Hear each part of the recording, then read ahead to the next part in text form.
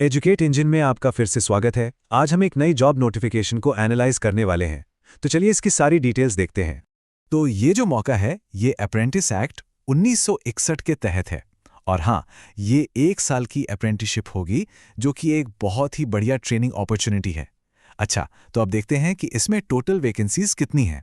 Total 614 vacancies हैं। मतलब ये जम्मू कश्मीर, लद्दाख और बाकी इंडिया के ग्रेजुएट्स के लिए एक बहुत बहुत बड़ा मौका है।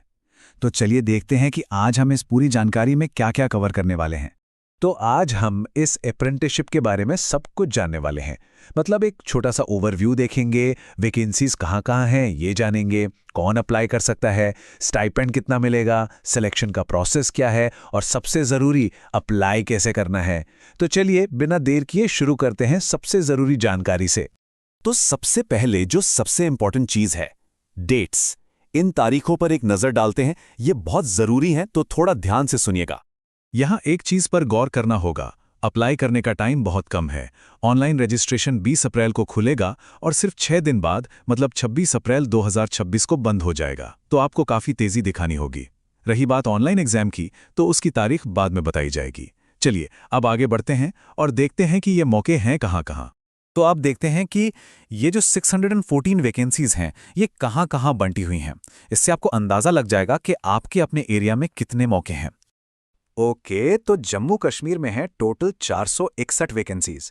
इसमें से सबसे ज़्यादा मतलब 75 सीटें श्रीनगर और जम्मू में हैं। इसके बाद बारामूला, अनंतनाग और बडगांव में भी काफ़ी अच्छी वैकेंसीज हैं। अब चलिए आगे बढ़ते हैं और देखते हैं कि लद्दाख और बाकी इंडिया में क्या सिचुएशन है। तो जम्मू कश्मीर के बाहर की बात करें तो लद्दाख में 18 वैकेंसीज हैं और इसमें से ज़्यादातर एसटी कैंडिडेट्स के लिए रिजर्व्ड हैं। और अगर हम रेस्ट ऑफ इंडिया क्लस्टर्स को देखें तो दिल्ली में 42, मुंबई में 26 और मोहाली में 28 पोस्ट हैं। मतलब पूरे देश के कैंडिडेट्स के लिए मौके काफ़ी अच्छे से बांटे गए हैं। चलिए अब एक ज़रूरी नोट पर ध्यान देते हैं। हाँ, तो एक बात का ध्यान रखना है, ये जो वैकेंसीज का नंबर है ना, ये टेंटेटिव है। मतलब बैंक अपनी ज़रूरत के हिसाब से इसे बदल भी सकता है। तो इन नंबर्स को बस एक अंदाज़ा मानकर चलिए, ठीक है। अब आते हैं सबसे ज़रूरी सवाल पर कि अप्लाई कौन कर सकता है। चलिए अब एलिजिबिलिटी क्राइटेरिया की बात करते हैं। इसको बहुत ध्यान से सुनिएगा क्योंकि इसी से पता चलेगा कि आप अप्लाई कर सकते हैं या नहीं। तो सबसे पहली और सबसे ज़रूरी शर्त है आपकी क्वालिफिकेशन। किसी भी रिकॉग्नाइज्ड यूनिवर्सिटी या इंस्टीट्यूट से आपका ग्रेजुएट होना ज़रूरी है। और हाँ, यहाँ एक बहुत ज़रूरी कट ऑफ डेट है।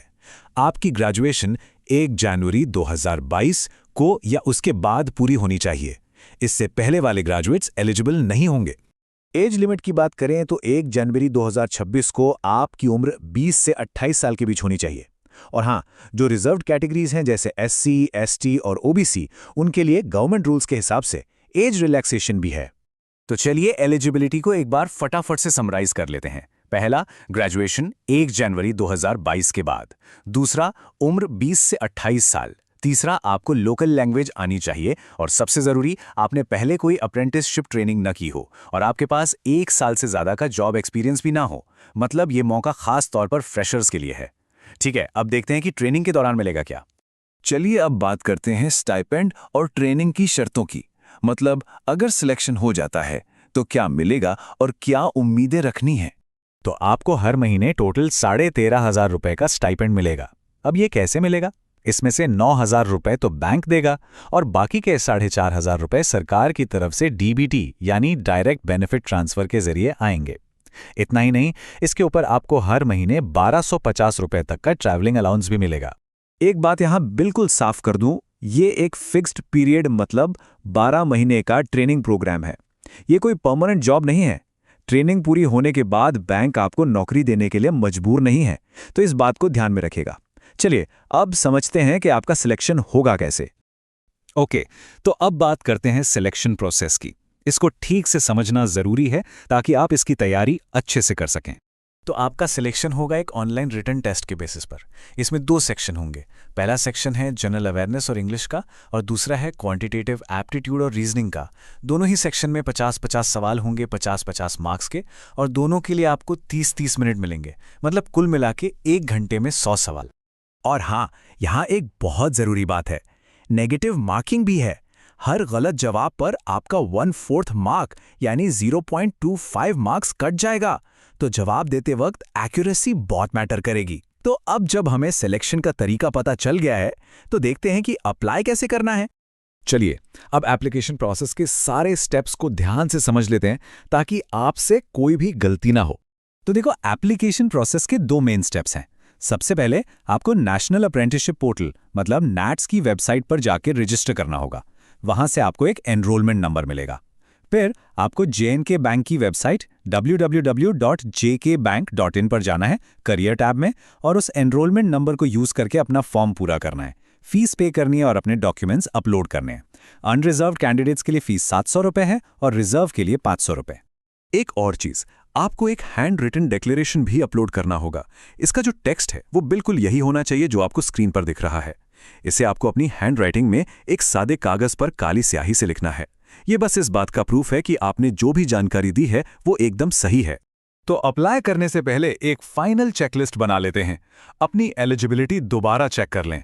सबसे पहले नैट्स पोर्टल पर रजिस्टर करें, अपने सारे स्कैन डॉक्यूमेंट्स तैयार रखें, और सबसे ज़रूरी बात, लास्ट डेट यानी 26 अप्रैल 2026 से पहले अप्लाई कर दें। और हाँ, किसी भी अपडेट के लिए बैंक की ऑफिशियल वेबसाइट रेगुलरली चेक करते रहें। तो ये थी J&K बैंक अप्रेंटिसशिप 2026 की पूरी जानकारी। ये हाल ही में ग्रेजुएट हुए लोगों के लिए बैंकिंग सेक्टर में अपना करियर शुरू करने का एक ज़बरदस्त मौका है। अगर आप एलिजिबल हैं और इंटरेस्टेड हैं तो इस मौके को बिल्कुल मत छोड़िएगा। और जॉब अपडेट्स के लिए एडुकेट इंजन को सब्सक्राइब करना ना भूलें। देखने के लिए आपका बहुत बहुत शुक्रिया।